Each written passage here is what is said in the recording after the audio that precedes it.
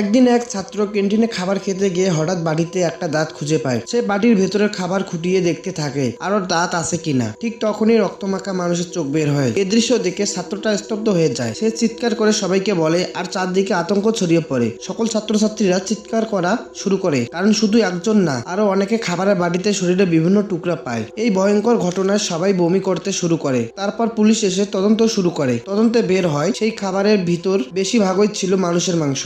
সেখান থেকে একজন মানুষের মাংসের টুকরা উদ্ধার করা হয়। পরীক্ষা জানা যায় মৃত ব্যক্তি প্রায় 45 বছরের এক যুবক। স্কুলের প্রধান জানায় সকল খাবারে এসেছে একটি ফ্যাক্টরি থেকে। ঠিক তখনই সরাসরি কারখানায় চলে যায় পুলিশ, কিন্তু সেখানে গিয়ে আরো ভয়ঙ্কর সত্য বেরিয়ে আসে। প্রায় সব খাবারের ভিতরেই ছোট বড় মানুষের মাংসের টুকরা পাওয়া যায়। সকল পুলিশ ভাবে তাহলে কি মানুষের মাংস নিয়মিত কারখানায় বানানো হচ্ছিল? পুলিশ সব অংশ জোড়া লাগিয়ে দেখে সব মিলিয়ে সেই যুবকের দেহ। তখন কারখানার মালিক বলে হয়তো কোনো কর্মী ভুল করে মেশিনে পড়ে গিয়েছিল। কিন্তু এক নারী পুলিশ সঙ্গে সঙ্গে এই কথা না করে দেয়, কারণ খাবারের ভিতর মৃত ব্যক্তির কোনো কাপড়ের অংশ পাওয়া যায়নি। মানে এটি কোনো দুর্ঘটনা না, এটা ছিল পরিকল্পিত একটি খুন। যখন পুলিশ কোনো সূত্র পাচ্ছিল না, ঠিক তখনই ফরেনসিক রিপোর্টে একটি গুরুত্বপূর্ণ তথ্য বেরিয়ে আসে। মাথার খুলি কাটা ছিল, মানে মৃত্যুর আগে তার মাথায় অস্ত্র চালানো হয়েছিল। আমরা ঈশ্বরের কাছে একটি প্রার্থনা করি, ঈশ্বর যেন সকল খারাপ কাজ থেকে আমাদের দূরে রাখেন।